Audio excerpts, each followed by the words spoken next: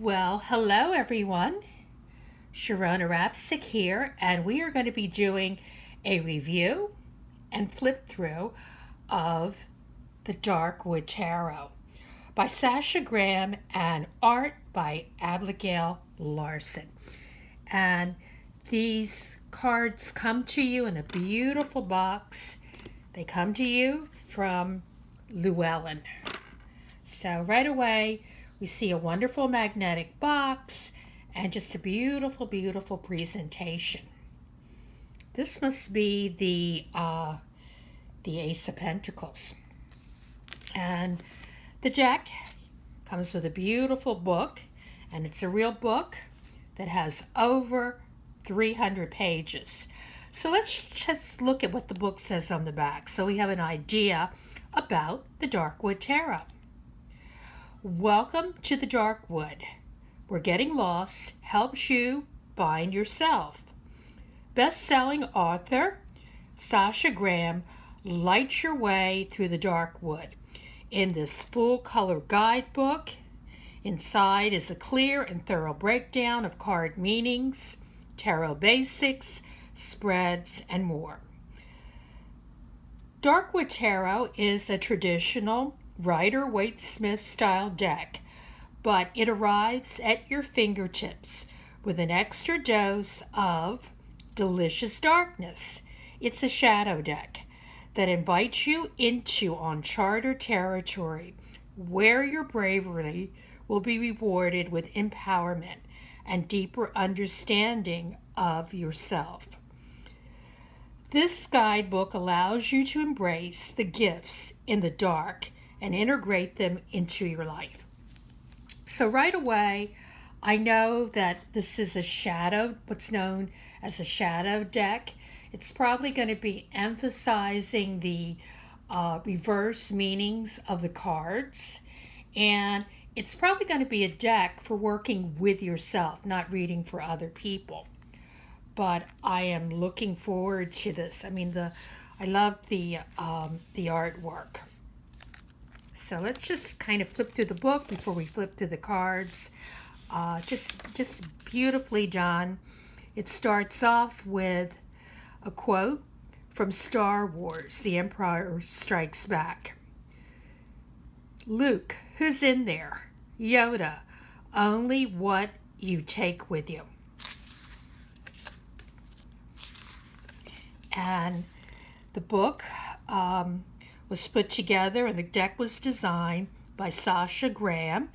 And Sasha Graham is the author of Tarot Diva, 365 tarot spreads, 365 tarot spells, and Llewelyn's complete book of the Rider-Waite-Smith deck. And she served as editor and writer of Los Scarabella's Tarot Fundamentals and is a contributing author to Llewelyn's 2020 Magical Almanac. She teaches classes and lectures around the globe, and she lives in New York City and the Catskills. And this is the artist, Abigail Larson, and she's a Hugo award-winning artist specializing in macabre and gothic illustration. And she has worked with Sideshow Collectibles and DC. She's has done a lot of work and for sci-fi and gothic publications. So this is going to be an interesting deck. And of course, the book, it goes through how the deck is designed, gives you handy information about the suits, the numbers, and what I love is this actually starts off, as you're reading it, as almost like a fairy tale. In fact, it does start off once upon a time. So let's put the guidebook aside and let's take a look at the cards. So the presentation is so beautiful. This is the back of the cards, the DW for Darkwood. Put the box over here and let us begin. So this is going to be in the style and the format of the Waite Smith style. So we start off with the full, and we start off with a lovely female full, and we know that this is going to be a witchy deck because we've got a little black cat and we have a fox. So what I'm going to do is I'm going to bring the camera a little closer, now that we're working close up, so that you can see better with the cards. So we have our full. We have a female magician, the crone, and I love that there are tarot decks on the altar, and it says on the altar, as above, so below. And we have our high priestess in a lovely dress that is just flowing and becoming water. And we have our empress, very pregnant and beautiful empress. And here's something that's different. Our emperor is a ram. And here we have the Hierophant. It's like a mother tree, like grandmother tree in Disney's Pocahontas. In fact, the cards almost have like a Disney cartoon flavor to them. And the Lover's card. And here's another thing that's different in this deck. The Chariot is an eagle. And the Strength card. And this one's a little different too. Instead of the lion, she's a snake charmer. And the snake is actually, I think, making the infinity sign.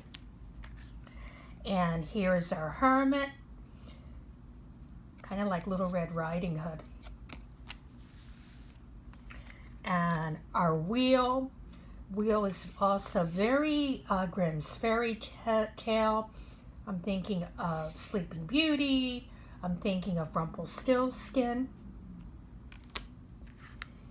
And the World card.